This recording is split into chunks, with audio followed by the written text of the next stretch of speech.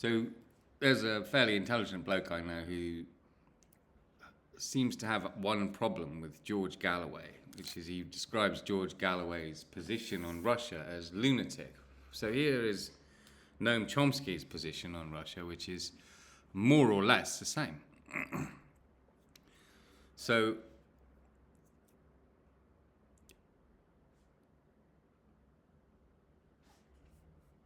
this is on Chomsky's website. So this is what Chomsky is happy for us to see as his position, okay? So Bill Fletcher is talking away, right. What is he saying? Okay, stipulations. NATO is not a defensive alliance. NATO should have been dissolved. The expansion of NATO, particularly Clinton and Bush, was provocative and wrong. And that's the basis from which to then discuss Russia's, as it calls it, special military operation in Ukraine, as they call it, Ukraine. You know, they say that's Ukraine, and Russia speaks of special military operations. Europeans speak of Ukraine. Some might say that neither of those things is exactly the right word, that Ukraine isn't really Ukraine, that bits of it are actually just independent states who would prefer to be within the Russian Federation. Much of it maybe, who knows, maybe all of it in the end, but the special military operation might well be more accurately labelled an invasion. You know, like the credit crunch was a crash. So, yes, it's an invasion, surely it's an invasion, but framing it as an invasion, well, invasion has a kind of set of connotations in the modern goldfish mind. So a goldfish human will go, oh, invasion bad, but, you know, a doctor has to invade the body to get rid of the cancer, for example. So, Chomsky says, well, I think these stipulations are correct. I'm not going to try and do his accent because it sounds more like the geezer off of Charade who plays the blackguard. What's his name? You know, out of he was in Dennis the Menace, the film too. Anyway, doesn't really matter. Whatever the explanation for the Russian invasion, there you go. I am going to use that word. Chomsky is using that word. I think it's probably more accurate than special military operation.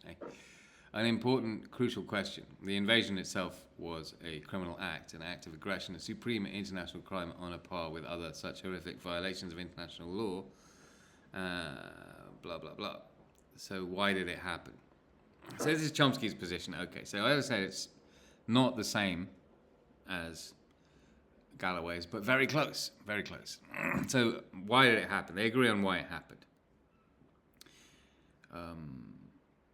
And why it happened is essentially America, you know, lies all the time, pretends to be making peace with people, but is really encircling them and getting ready to screw them over. So it's more than words for Germany compared to with Chomsky. You know, for Chomsky, NATO is a word. For every German child, NATO is perhaps a death sentence, and so perhaps. And Chomsky, you know, has proved that he was essentially robbed of most of the credibility among his own readers and audiences across the United States by simply being, you know, not being disingenuous, not seeing Epstein as a risk. So just speaking to Epstein, which wasn't obviously wrong in any way, and Chomsky obviously didn't deserve any of the criticism he got. Without a doubt, he didn't deserve it, but he does deserve to be criticized for the fact that all his followers and everyone else basically discarded most of him without ever having read any of the shit he read. They've already found an excuse to just not bother doing their homework. And that shows something was very lacking in his approach. And it's the same thing that he would expect Russia to lack here, apparently, out of being civilized. So maybe, you know, Chomsky just didn't have a strong enough hand. He didn't use his critical abilities as fiercely on his own allies and followers as he did on anything that was actually a threat to them, you know, or to us all. And that seems understandable, but it had a fatal flaw, which was that all of his own backers and followers were so corrupt and stupid that all they needed was the Epstein class to just say, "Oh, Chomsky has some emails from Epstein. Look here, look. I mean, I know it's not signed or anything, but it was him."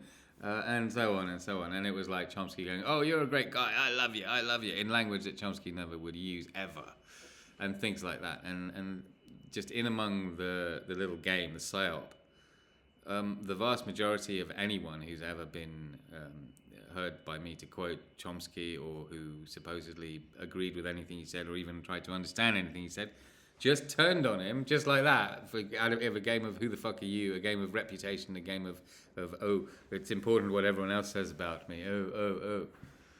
And so as a result, most of Chomsky's good work was rendered useless and wiped out, completely.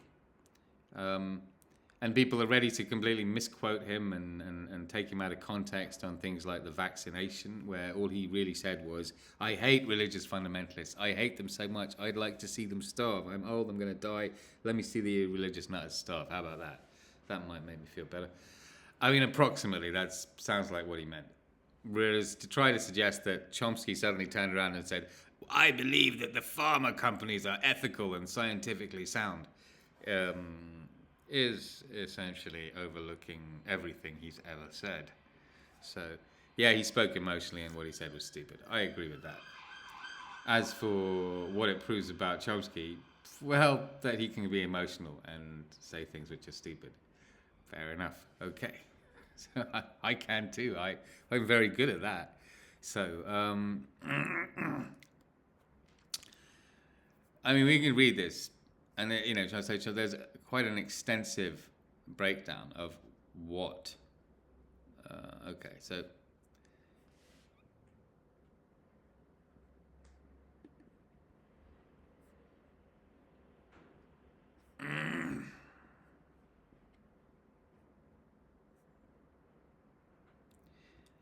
Interesting. I mean, let's look here. Okay, 22. So Chomsky was completely ill-informed about the real military capacity of Russia, which is undoubtedly, particularly with its alliances, but it's undoubtedly superior to that of the EU, the United States, to NATO. So the idea that it can't conquer Ukraine, which is in here, is false. So Chomsky, and it's understandable, when Chomsky wrote this, the hypersonic missile capability of Russia and Iran and China was unknown to the United States, to Chomsky, to everyone. And so that is why Chomsky obviously took a certain line, which I guess, in one key way, diverges from Galloway. But if you look at where it diverges, the main divergence is that Chomsky didn't realize that Russia has the power to kick America's ass. And that might put a different context, around the situation. Surely Chomsky might be willing, at least in hindsight when it's all over, to recognize that the elimination of the United States as an empire by Russia, China, and their allies like Iran and Yemen and so on, and Korea, is an endeavor that will, in hindsight, be it'll have been worth it for humanity, and we'll all be very glad that Russia, led by its current president, Vladimir Putin, and anyone else who may lead it after that, and no doubt carry on the same shit, they're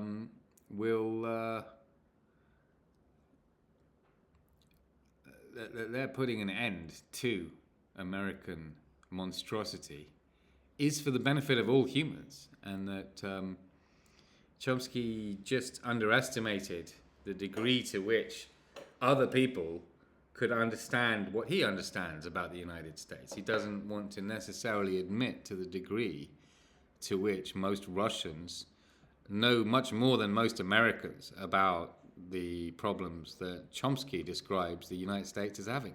Most of the people in Russia, and in a lot of people in other non-Western nations, understand a lot more about the West than the Western people do, in the sense that Western society is in a state of collapse and is constantly lying to itself and has no longer the capacity to fuck the rest of the world over the way it used to. And so everyone outside can see what's happening to you and they understand all of that. Whereas most of Chomsky's readers don't have a clue. Most of the people in Chomsky's America do not have a clue of any of the things that Chomsky himself has tried to teach them. They don't know, and I'm not even talking about the linguistics and the difficult shit. I'm just talking about the simple shit that anyone listening to this video knows. That you know. Most of what you, viewer, know. Almost all Westerners don't know. They're that stupid. They are so fucking barren. Whereas obviously most Russian people have a reasonably good idea that the West is a bankrupt empire full of, Botoxed and Viagra-fed imperial OAPs. they know that very well. Their hookers know it pretty well too. I guess they get a lot of info from their hookers about you people, eh? Okay, do I publish this? Am I dancing the tightrope of finding the next point of censorship by YouTube? But so what we found here is that obviously the idea, it was the AI written for baby people which sums it up, right? So this is the AI. The AI took this is baby language. So if you're too stupid to have really understood what I've just said, this sums it up, right? Chomsky views Putin as a rational individual driven by security concerns. And Chomsky criticizes NATO for provoking Russia. He rejects the idea that Putin is mad and that Putin is... but he does condemn the act. Whereas most of the people attacking Galloway are trying to say that Putin is mad and that Galloway is wrong for thinking that Putin's rational. And Chomsky thinks that Putin's rational, but that Russia and China and Iran and people, they don't have the kind of military power to overthrow America, he was saying in 2022. Right now, he's sitting there, no doubt, going, shit, I was wrong, this is good news. He must be. Because that's what's going on, is that the United States are militarily defeated by Russia, primarily as aided and abetted by China and Iran. That's what's happened. And that's how it'll go down in history. The same people who defeated Hitler obviously saw to it that they would defeat Hitler's cousins, the Americans.